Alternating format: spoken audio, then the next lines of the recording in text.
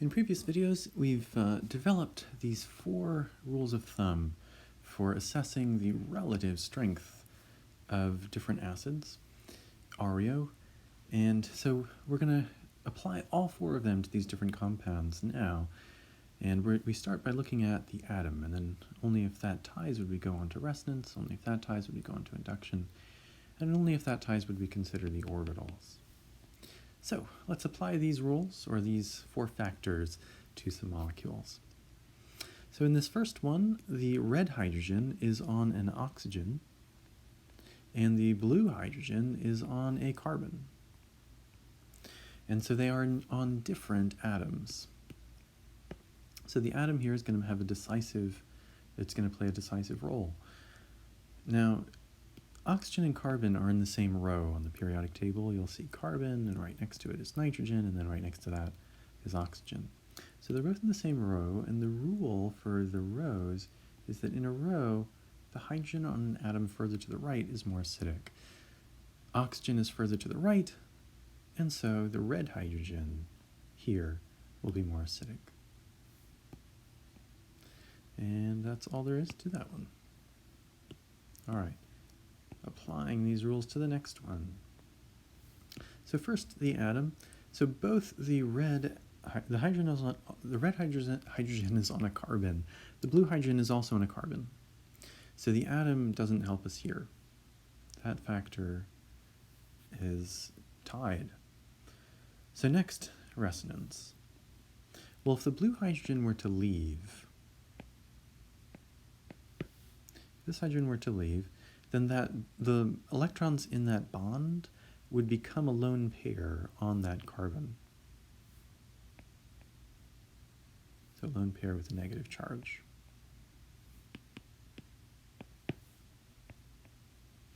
And if the other hydrogen were to leave, it would become a lone pair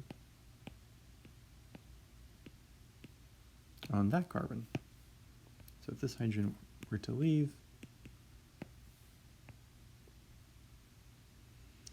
the electrons in that bond would end up becoming a lone pair on that carbon. So the question is, which of these lone pairs is more stable? Which one is involved in more resonance? Now, the blue hydrogen, the one on the right, that hydrogen, that lone pair that came from it, would be involved in one resonance pattern. That lone pair is allylic to one double bond. The red hydrogen, the lone pair that left behind, is allylic to 2 double bonds. In other words, it's one atom away from both of these double bonds, from these 2 atoms in the double bonds. And so the red hydrogen will leave behind a lone pair that spreads itself out over 5 atoms, and so makes itself more stable. So the hydrogen gets away. Whereas the blue hydrogen leaves behind a lone pair that only spreads itself out over 3 atoms, so it's not as stable, and so the hydrogen doesn't get away as often.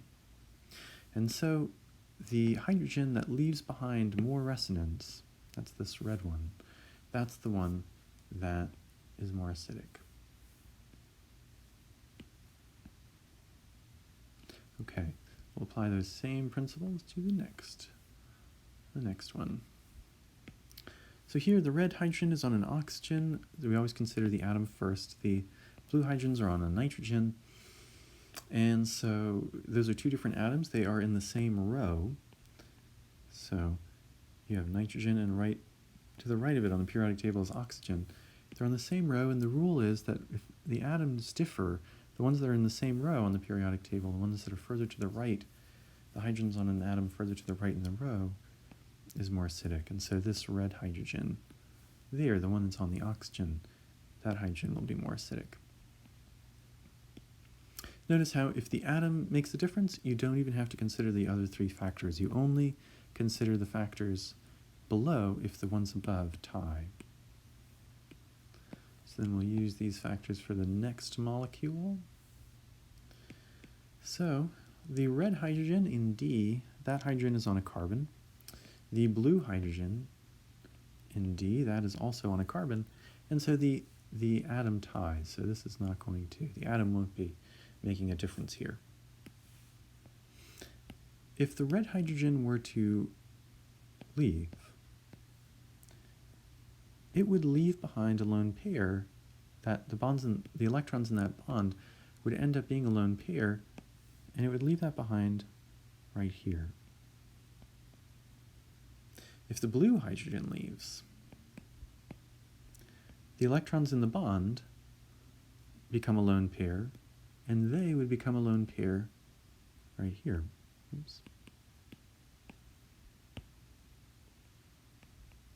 So the question is, which lone pair is more stable? Which negative charge is more stable? Well, which one is involved in more resonance? And the blue one is involved in more resonance. The red one doesn't have any resonance patterns. It's on an atom in a double bond. It's not one atom away, so it's not allylic. There's no positive charge around, so there is zero resonance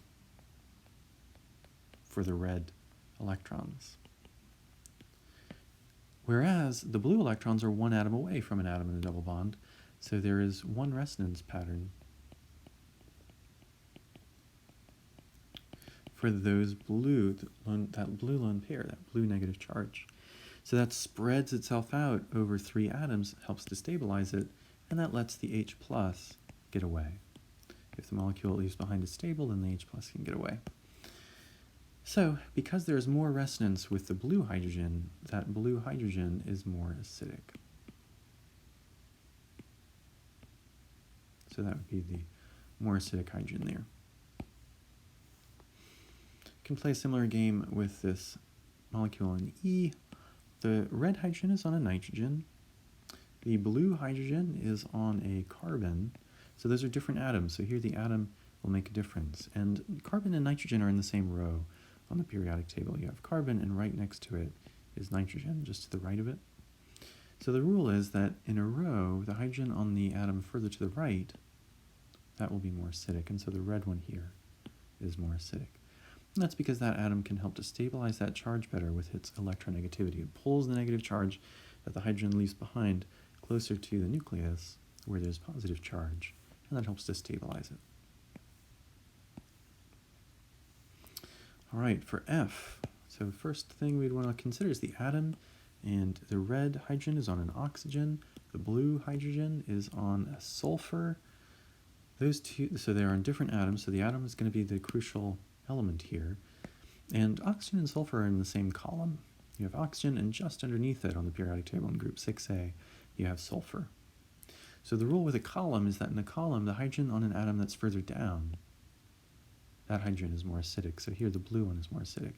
And the reason for that is because as you go down on the periodic table, the atoms become larger, and so they're better able to spread charge out. And when you spread charge out over a larger area, it stabilizes it. So the blue hydrogen here will be the more acidic one. So same procedure. Here the red hydrogen is on a carbon. The blue hydrogen is on a nitrogen. Those are different atoms, so the atom will be the decisive factor here. And carbon and nitrogen are in the same row. You have carbon right next to it. You have nitrogen. So the rule for hydrogens on atoms in the same row is that the hydrogen that's on an atom further to the right in the row is the more acidic hydrogen. So that's going to be the hydrogen on the nitrogen here. That's the one you would expect to be more acidic. Now remember, we're coming up with rules of thumb here. These sometimes may lead you to the wrong answer, but it's the best rule of thumb that we have. And so the answer that you get from using these rules, that will be the answer that's accepted on a test. But keep in mind that in life, in reality, you will run into molecules that have exceptions to this REO rule. This is just a rule of thumb. So for H, the blue hydrogen, first we consider the atom, that's on an oxygen. The red hydrogen, that is also on an oxygen. So the atom doesn't help here. Now for resonance, so the atom doesn't help. For resonance, you'll notice that if you had a lone pair here with a negative charge, like if the hydrogen left and the electrons in the bond were left there, that is allylic. And through different resonance structures, it would actually be able to spread out through the whole molecule if you drew all the different resonance structures. For the blue one, that is also, if you had a negative charge there, that would also be allylic, and that would also be able to spread out over the whole molecule. So because the amount of resonance that you can get from both of those oxygens is the same, resonance also will not help us. So then we go to induction. For induction, that's which hydrogen has more electronegative atoms nearby. And the answer to that is the blue one. This blue hydrogen has more electronegative atoms nearby. It has that extra oxygen there. This oxygen here will help to pull any negative charge towards itself. I mean, negative charge is already going there because of resonance, but the induction will help to pull the negative charge over and spread it out. So there's more induction there. In other words, the blue hydrogen has the most electronegative atoms the closest to it. It has an extra oxygen that's close to it, whereas the extra oxygen is far from the other red hydrogen. And because of that, the blue hydrogen is the most acidic.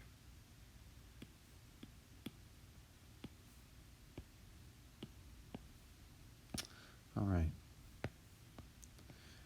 Finally, for I, we've got this blue, this red hydrogen. The red hydrogen, always consider the atom first. That's on a nitrogen. The blue hydrogen is on an oxygen. Those two elements, they're different atoms, so the atom should be what decides this. There are two different atoms, and those are in the same row. So you have nitrogen, and right next to it on the periodic table is oxygen. So oxygen is further to the right. If you're in the same rule, the rule is that the hydrogen on an element further to the right in the periodic table will be more acidic. Because when that hydrogen leaves, and the electrons in the bond become a lone pair with a negative charge, the atom further to the right is more electronegative, and it pulls that negative charge closer to the nucleus, where there's positive charge, and so stabilizes it better. So the blue hydrogen here would be the most acidic hydrogen in this molecule. So there's a sense of how you can use REO with just random molecules thrown at you to assess the relative acidity of different hydrogens.